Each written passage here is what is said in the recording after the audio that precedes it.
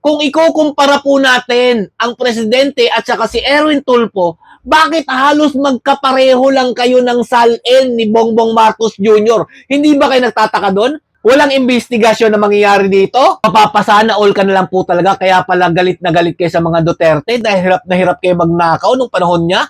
Kaya pala tuntua kayo ngayon. Dahil kapag umanib kayo dito sa administrasyon ni Bongbong Marcos Jr., paldo agad. Wow, mapapasana all na lang po talaga tayo dito sa mga kaalyado ni Bongbong Marcos Jr. Nagsitaasan po yung bigla yung mga salin nila. Ito nga po mga Lodi, pakinggan po natin sa balita kung gaano po talaga tumaas ang salin ni Ombudsman Remulla sa ilang buwan lang po. Panoorin nyo mabuti ha. Tumaas ng mahigit 19 na milyong piso ang net worth ni Ombudsman Jesus Crispin Remulla at kanyang asawa sa loob ng 3 buwan. Base yan sa kanyang Statement of Assets, Liabilities, and Net Worth o SALN. Ang tanong namin, paano? How? How come? Anong ginawa ninyong sikreto para ganyan lumaki agad ang inyong salin ng 3 buwan lang? 19 million mga Lodi. Wow, palakpakan po natin. Napakalakas kumayod talaga nitong mag-asawang Remulla na to, mga idol, no?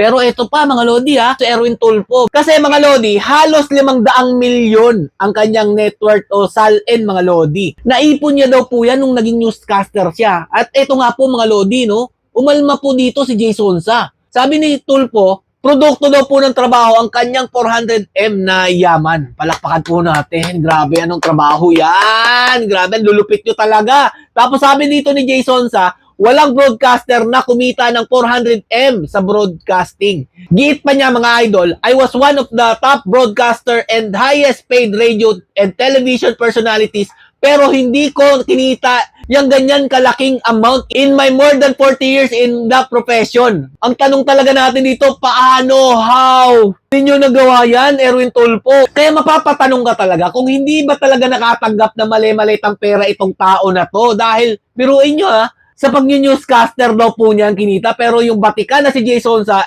iginiit na hindi daw po maaaring kitain ng newscaster at saka top paid radio commentator o broadcaster to si Jason Sa, mga Lodi, pero hindi niya kinita yan. O eto pa, mga Lodi, mantakit nyo to. Ito naman po ang kay Bongbong Marcos Jr. Ang net worth ng mag-asawang Marcos, Lisa at Bongbong Marcos, tumaas ng 1.2 billion pesos. Galing ano? Ay magkano lang ang sweldo ng presidente? Sabihin natin 600,000 times 12. That's 7.2 million isang taon times 3. And that's 21,600,000 times, gawin na natin 4 na taon times 4. And that's 28,800,000. Di wala pang kalahating bilyon.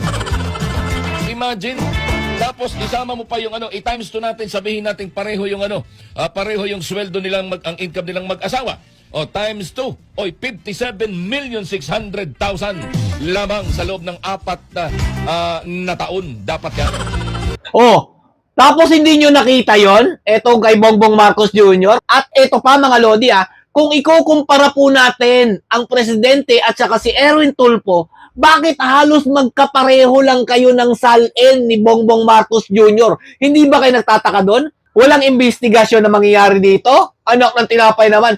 Tapos, yung kay BP Sara Duterte na 88 million, kung hindi ako nakakamali, mahigit, yan po ang inyong tinututukan na talaga namang ang layo ng agwat niyan from 2007 o kung hindi ako nakakamali hanggang sa 2024 na salin nila. Yan ang inyong binabatikos. Pero itong kay Ombudsman Remulla na 3 buwan lang tumaas agad ng 19 million, wala kayong pakialam. Na ito pong kay Erwin Tulfo na ilang taon lang po mga Lodi, simula nung naupo siya bilang senador o congressman, umabot agad ng ganyan kalaki, 400. Gawa daw po ng kanyang pagtatrabaho bilang broadcaster. Wow, palakpakan po natin. How? Paano? Mapapasana all ka na lang po talaga, kaya pala galit na galit kayo sa mga Duterte dahil hirap na hirap kayo magnakaw nung panahon niya.